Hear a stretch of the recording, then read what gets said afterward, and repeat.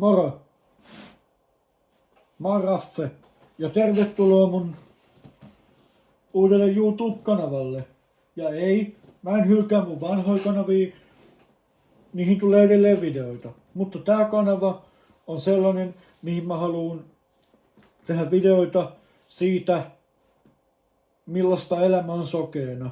Eli vähän puhua asioista, miten näkövammainen kohdataan, miten näkövammaisen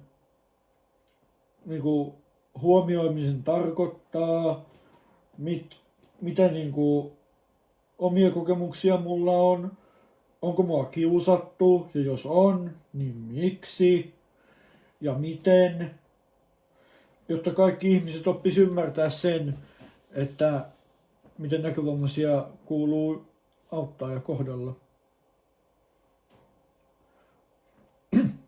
Laitetaan vaikka siitä ihan alusta liikenteeseen, että kaikki me ollaan ihmisiä, kaikki me erehdytään, se on ihan ok. Mutta se, miten sä kohtelet ja käyttäytyt näkövammaisia kohtaan, on ihan susta itsestä kiinni. Eli sä voit vaikuttaa ihan itse siihen käyttäytymiseen. Kukaan muu kuin sä ei voi siihen käyttäytymiseen vaikuttaa.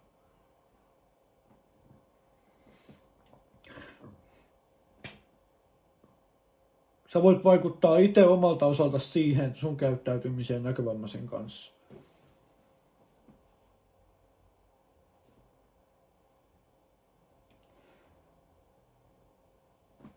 Esimerkiksi tänään. Mulla oli just tänään tilanne päällä, eli mä olin Triplassa.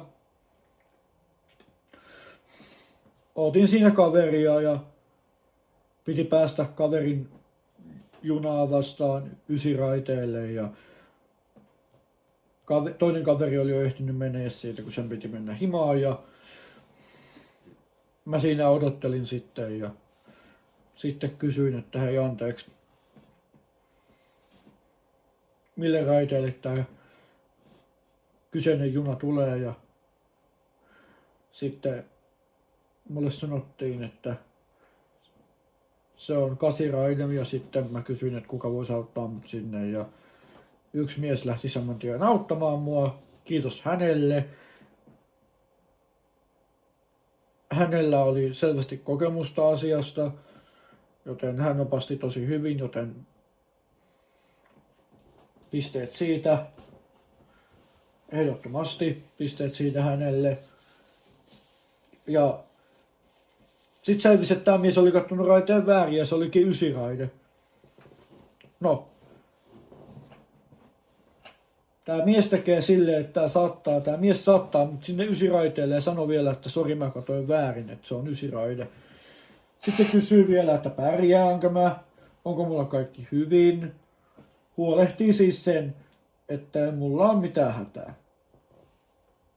Ja tsekkaa sen, että mä oon turvassa. Eikä esimerkiksi mä en oo sen viivan lähellä tai sen viivan mitä ei saa ylittää ja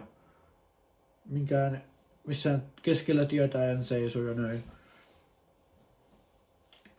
Mut sitten on myös niitä ei-hyviä kokemuksia mulla.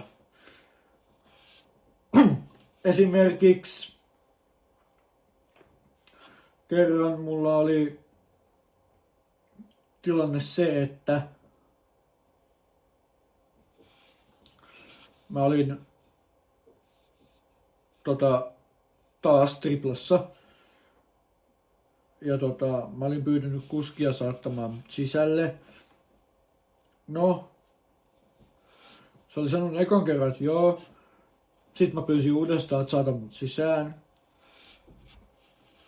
Sitten se ei sanonut enää mitään siihen. Mä selitin hänelle, että mä olen näkövammainen, mä en näe. Mä en pysty yksin liikkumaan näin isossa paikassa, että kun siinä menee kaikki autot ja bussit ja ratikat ja ihmiset ja koiran ulkoiluttajat ja pyörät ja skeittilautat ja potkulaudat ja mitä näitä nyt on.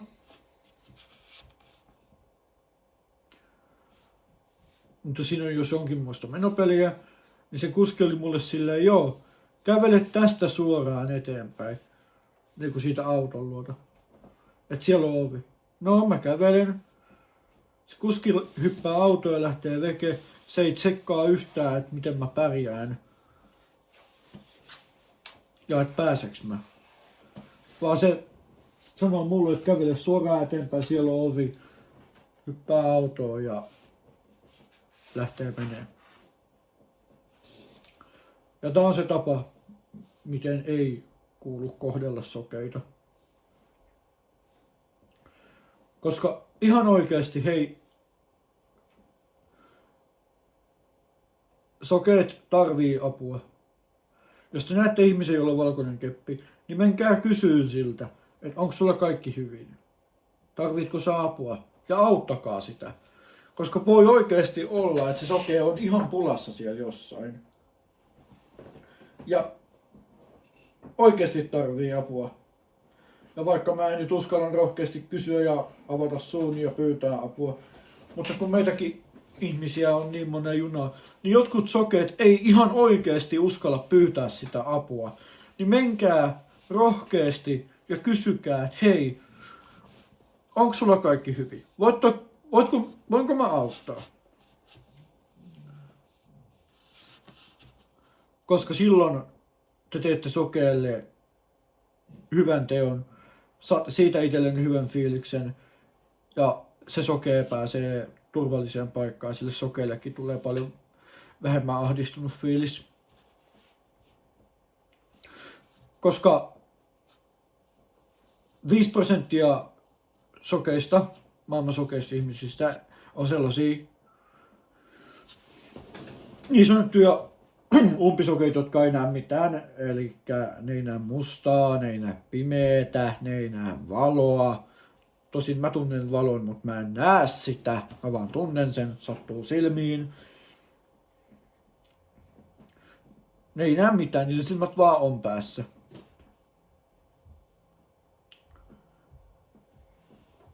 Niin se on ihan oikeasti tosi ahdistavaa olla yksin jossakin isossa paikassa, tietämättä yhtään, missä on.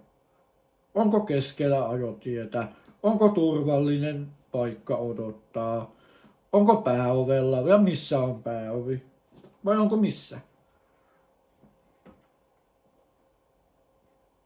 Onko liian lähellä, jos odottaa vaikka metroa, niin onko liian lähellä sitä raideviivaa, mitä ei saa ylittää? Onko vaarana, että saat keskellä niinku raitiovaunukiskoja tai bussikaistaa? Kyllä te tajuutte.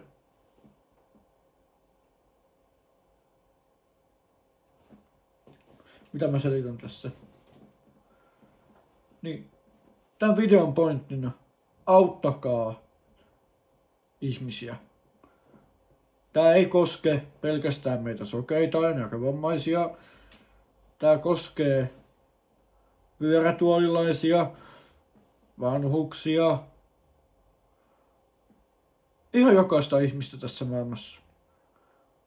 Joten please, ollaan kivoja toisillemme, niin kaikki sujuu paremmin. Ja autetaan toisiamme. Kysytään rohkeasti, että tarvitko sä apua ja jos tarvit, niin missä.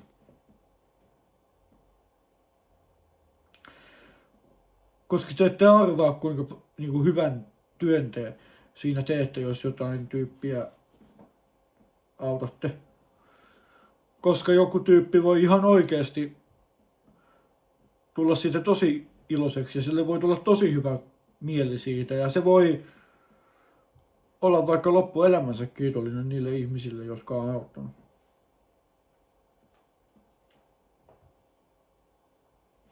Mulle saa totta kai laittaa videotoiveita ja kertoo, että minkä pituisia videoita haluaa, minkälaisista aiheista, haluaako nähdä live-tilanteita, missä näkövammaista ohjataan, vai haluaako nähdä sokean maidein, vai miten.